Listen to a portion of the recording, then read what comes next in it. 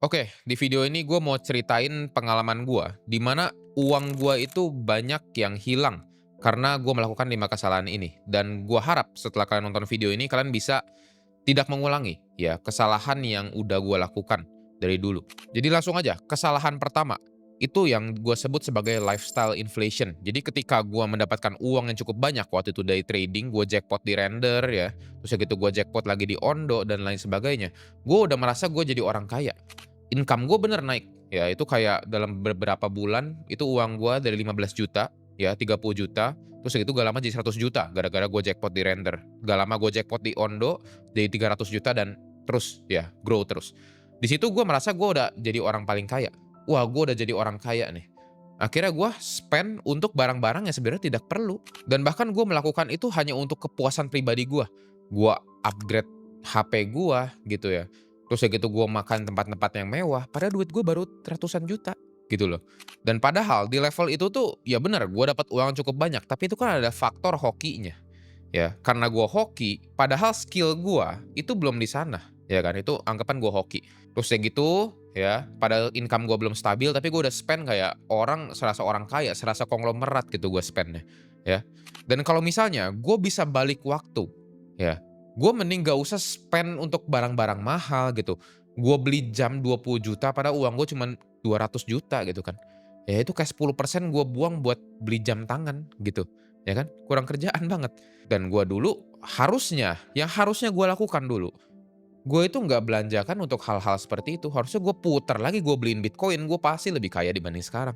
Karena uang-uang gue ini kayaknya hampir ada 100 juta lebih. Gue beli buat sepatu, gue makan-makan mewah gitu kan. Terus ya gitu gue ke Jakarta beli jam tangan, ya gitulah. Ya, kayak OKB lah bisa gue bilang. Kesalahan kedua, yaitu beli barang yang harganya depresiasi, ya. Ini tuh gue dari dulu karena gue haus validasi, ya. Di sekolah, gue merasa gue orang paling kaya karena memang di sekolah gak ada satupun murid yang uangnya sebanyak gue, bener. Cuman gue itu haus validasi. Gue beli sepatu yang lagi hype, waktu itu lagi hype Air Jordan, gue beli Air Jordan gitu kan. Terus ya gitu, waktu itu lagi rame juga Samsung Fold ya kan. Gue beli gitu, ya tahun 2024 awal ya, itu gue beli langsung. Itu kan gak jelas banget buat apa sebenarnya. Kayak gue tuh haus validasi biar terkenal gitu di sekolah gue kaya, sender nih orang kaya gitu. Padahal kan seharusnya tidak usah. Itu ego gue doang. Dan padahal kalau gue pikir-pikir lagi, sepatunya aja nggak pernah gue pakai gitu, ya. HP yang gue beli aja itu harganya udah anjlok, gue nggak tahu berapa, gue waktu itu beli 28 juta HP Fold. Ya sekarang juga gue nggak tahu harganya udah berapa, itu udah anjlok terus. Karena kan setiap 6 bulan atau setiap setahun kan bakal muncul lagi, ya kan, series yang baru. Dan gue pun banyak cari alasan ya, gue pas beli jam tangan yang 20 juta, gue mikir, "Oh ini untuk investment nih, ini biar harga jam tangannya naik lagi." Padahal mana ada jam 20 juta harganya naik. Lu kalau misalnya mau beli jam tangan yang harganya naik, minimal yang udah ratusan juta, atau bahkan yang miliaran ya, Rolex oke lah, Patek oke lah, RM oke. Ini gue belinya Tag Heuer. Tag Heuer mana bisa naik harganya. Jadi pelajaran yang gue dapat, ketika kalian mau beli sesuatu, karena mungkin kalian haus validasi, ya atau mungkin karena kalian lagi FOMO aja gitu ikutin hype, kalian tanya ke diri kalian, apakah barang ini 5 tahun ke depan bakal naik? Atau justru malah makin turun? Kalau misalnya turun, menurut gue mending nggak usah, kecuali kalian benar-benar butuh. Misalnya, kalian benar-benar butuh yang namanya laptop nih, MacBook ceritanya. Kalian benar-benar butuh untuk kalian kerja, itu nggak masalah. Ya udah pasti MacBook ini pasti harganya turun, gitu. Ini gue beli MacBook gue lupa 35 juta kalau nggak salah. Harusnya sekarang ini udah 20-an juta. Gue nggak tahu berapa, gue nggak cek lagi. Tapi pasti depresiasi. Tapi ini kan gue pakai buat kerja, ya itu nggak masalah.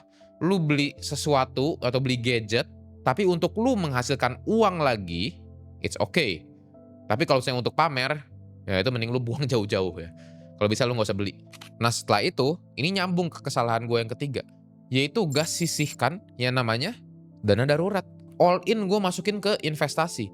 Jadi ketika waktu itu crypto drawdown, gue juga sempat kena drawdown. Gue itu akhirnya apa? Karena gue nggak punya uang, dan waktu itu gue emang udah nggak dibiayai orang tua gue, walaupun gue masih tinggal bareng orang tua gue. Gue udah nggak dibiayain, gue jajan juga pakai uang gue sendiri gitu. Akhirnya karena semua duit gue masukin ke kripto, kriptonya lagi drawdown, gue terpaksa buat jual asetnya di harga yang rugi. Seperti itu, ya atau loss lah jadinya ibarat gue. untuk biar gue bisa hidup, bisa makan. Seperti itu. Jadi gue saranin kalian, ketika kalian punya uang, jangan kalian langsung masukin semua. Sampai kalian itu nggak punya uang lagi untuk hidup. Maka dari itu gue selalu bilang ke kalian, kalian harus punya dana darurat 6 bulan. Ya apalagi kalau misalnya kondisi geopolitik kayak sekarang ada perang daripada rudal dan lain sebagainya. Kalau bisa 12 bulan. Oke, let's say 6 sampai 12 bulan lah. Let's say 6 bulan aja ya. Kalian kebutuhan per bulan mungkin 3 juta ya. Misal tinggal 3 kali 6 gitu kan. 18 juta. Ya berarti kalian harus punya 18 juta atau mungkin gue bulatin 20 juta deh ya. Dana darurat kalian segitu. Jadi ketika kalau misalnya kalian lagi ada apa-apa, kalian masih bisa pakai uangnya. Dan kalian nggak usah cairin aset kalian. Bayangin Bitcoin kalian lagi loss gitu, kalian beli 80.000, sekarang turun ke 60.000, masa kalian cut loss, ya kan? Padahal bentar lagi naik setelah kalian cut loss biasanya. Jadi harus punya uang ya yang bisa kalian pakai untuk kalian kehidupan sehari-hari. Jangan all in invest semua ya, rugi kalian. Kesalahan keempat, yaitu gue overconfident.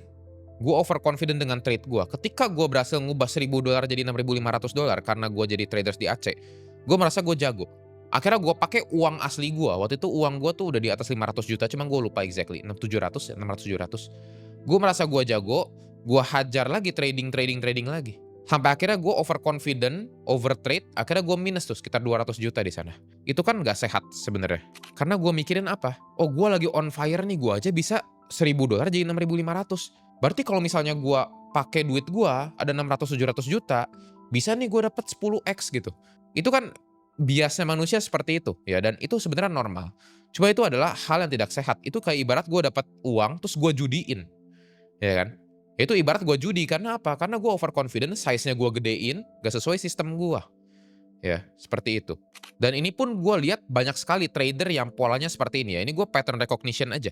Gue lihat ada trader yang, selama sebulan nih bagus nih, jago nih. Bulan keduanya dia langsung masuk ke gede nih. 10% risk per trade, 10%, 20%. Bahkan all in semua, full margin. Akhirnya apa? Nol. Ya kan? Balik lagi ke nol. Ya jangan sampai kejadian seperti itu. Dan untungnya gue bersyukur dulu waktu itu gue cuma hilang 200 juta. Bayangin kalau gue dari 700 juta gue balik ke nol lagi, kan nangis gue. Ya. Untung cuman hilangnya segitu lah. Nah setelah itu pelajarannya apa? Setelah gue profit, akhirnya gue sisihkan 50% untuk Bitcoin. Setelah itu gue belajar sesuatu. Makanya portofolio gue ya dari 2024 sampai 2025 sampai akhirnya bear market, portofolio gue tuh selalu 50% Bitcoin, 50% trading.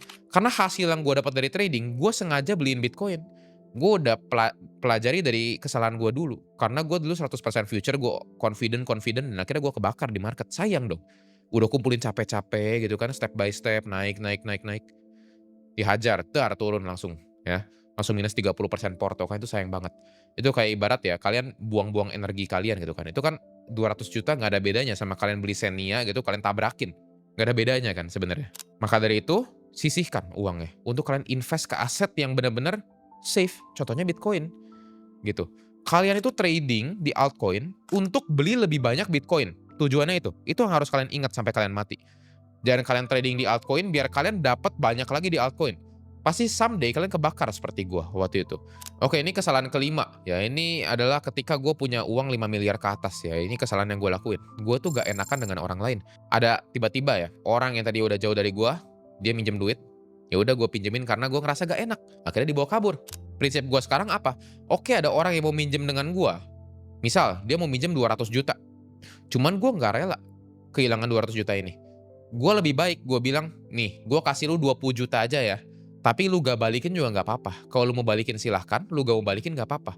Yang penting gue udah rela. Ketika gue minjemin ke orang sekarang uang, gue tuh udah rela uang gue hilang. Ini ibarat gue kayak stop loss. Kalau misalnya dia balikin uangnya ya udah, puji Tuhan. Kalau enggak ya udah nggak masalah. Gue anggap ini gue kayak trading tuh stop loss. Ya seperti itulah kira-kira. Dan juga banyak banget yang nawarin gue bisnis. Oh yuk ada bisnis ini villa gitu kan. Karena uang 5 miliar udah bisa beli villa gitu kan. Udah bisa beli rumah juga. Ditawarin, "Ini mau gak nih beli villa, nanti bisa disewa-sewain, lumayan dapat 30 juta gitu sebulan kalau lagi rame." Untung gua nggak ambil. Kalau misalnya gua ambil, ekonomi sekarang seperti ini, udah pasti tuh villa gua gak bakal laku gitu kan, gak ada yang sewa ya kan. Siapa coba yang mau nginep di villa di saat kondisi ekonomi seperti ini, ya kan? Semua orang pada susah. Untung gua nggak ambil waktu itu. Dan mungkin ya ini gua tambahin, sebenarnya ada out of topic sedikit. Tapi ini yang gua salah ya, gua bener-bener nyesel ini, satu hal ini. Ketika gue punya uang, gue tuh banyak traktirin teman-teman gue. Dan secara gak langsung, itu dalam pertemanan gue, itu jadi muncul kasta. Gue tuh kayak jadi paling atas karena gue yang bayarin. Mereka jadi nurut banget sama gue, mereka jadi gak berani ngelawan sama gue, atau mungkin mereka kayak tadinya bercanda-bercanda, mereka nggak bisa bercanda sama gue, karena mereka takut. Padahal gue gak mau loh punya pertemanan yang seperti itu gitu. Gue pengen ya kita temenan seperti ini kan teman-teman gue tuh teman-teman SMA ya. Gue pengen temenan tuh ya seperti biasanya kayak dulu masih di SMA sebelum gue punya uang. Tapi ketika gue traktirin mereka, kadang gue ya kasih dia makan enak gitu, omakase dan lain-lain. Akhirnya muncul kasta itu dan itu rasanya sangat-sangat tidak enak. Dan akhirnya setiap lu merasa gak enak dengan orang lain, duit lu tuh kayak bocor ke sana sini gitu. Itu kayak ibarat ember ya, lu masukin air tapi ada bolongnya, itu bocor terus. Uang kalian tuh gak bakal nambah-nambah ketika kalian gak enakan sama orang. Ini bukan gua bilang kalian jangan bantu orang ya. Gua pun bantu orang. Gua pun bantu orang tua gua lunasin utangnya. Tapi yang gua maksud di sini, ketika kalian benar-benar belum mampu, ketika kalian benar-benar ya sebenarnya nggak mau bantu, atau mungkin kalian sebenarnya nggak mau mengeluarkan uang itu lah, mending nggak usah keluarin. Ada yang minjem 200 juta tadi gua bilang, mending gak usah dikeluarin uangnya kalau kalian gak rela uang itu hilang. Keluarin aja 20 juta, tapi bilang, "Gua udah rela ini hilang. Lu mau balikin ya sudah, kalau enggak juga nggak apa-apa."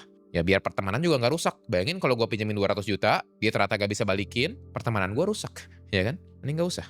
Jadi pelajarannya ya yang gua dapat, kalian harus berani belajar ngomong enggak atau say no ya terhadap orang lain. Jangan gak enakan, terlalu gak enakan untuk menolak. Tolak aja langsung. Menurut lu ini gak oke, nggak usah, lu tolak. Ada yang nawarin bisnis, menurut lu ini, ini kayaknya masa depannya kurang loh. Bikin coffee shop gitu, bikin biliar, padel gitu. No, ya mending gue invest Bitcoin aja. Karena itu kan uang lu, itu uang lu. Kenapa lu yang jadi dikontrol oleh orang lain? Karena hanya lu nggak enakan. Lu yang punya uang, itu uang hasil lu sendiri, itu yang punya hak untuk ngontrol diri lu sendiri.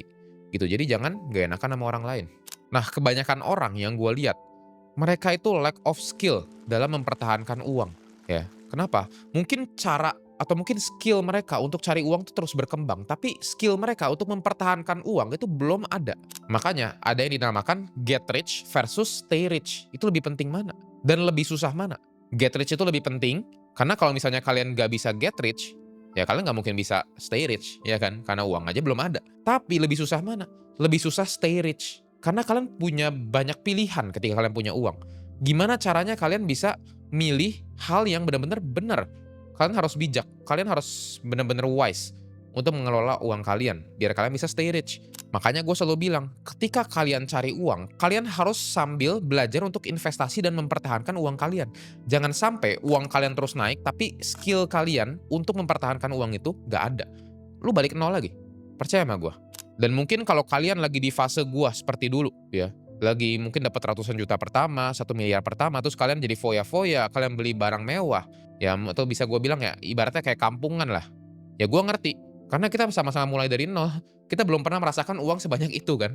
Maka dari itu ya gua kampungan gitu loh, atau haus validasi dan lain-lain. Gua ngerti, semua orang pasti ada fase seperti itu atau fase OKB itu. Cuman kalau misalnya gua tahu ini dari dulu, lebih baik gua nggak usah ngelakuin hal seperti itu. Cuman apakah kalau misalnya kita lakuin ini hal yang normal? Ini sangat normal. Jadi gua harap setelah kalian nonton video ini, kalian udah tahu juga kesalahan-kesalahan gua. Kalian jangan ulangi kesalahan gua yang udah gua lakukan. Kalian jangan spend buat lifestyle. Kalian spend buat apa? Spend buat ilmu dan juga aset. Beli lebih banyak aset. Kalian masih muda. Kalian umur berapa? Misal seumur gua deh, let's say 20-an. Lu compound 30 tahun sampai lu umur 50, itu uang lu yang sebenarnya bisa yang lu spend itu kalau lu compound itu bisa jadi miliaran rupiah, bahkan puluhan miliar kalau kalian masuk ke Bitcoin misalnya. Atau mungkin ya aset manapun lah yang kalian suka lah. Karena kalian harus ingat, compounding interest is the eight wonders of the world. Itu yang Albert Einstein katakan, ya. Jadi gua harap kalian merasakan manfaat dari video kali ini dan kalian harus ingat, menjadi orang kaya dan juga mempertahankan kekayaan kalian itu adalah skill yang berbeda. Kalian harus bisa punya dua-duanya ya. Dua skill itu. Dan coba kalian kalau misalnya pernah merasakan atau mungkin sedang melakukan kesalahan yang gua lakukan, ya yang seperti yang di video ini, kalian bisa coba langsung komen di kolom komentar. Kalian coba komen ya, mungkin kalian lagi ngelakuin kesalahan apa aja ya. Dan segitu aja, kita akan bertemu lagi di video yang berikutnya.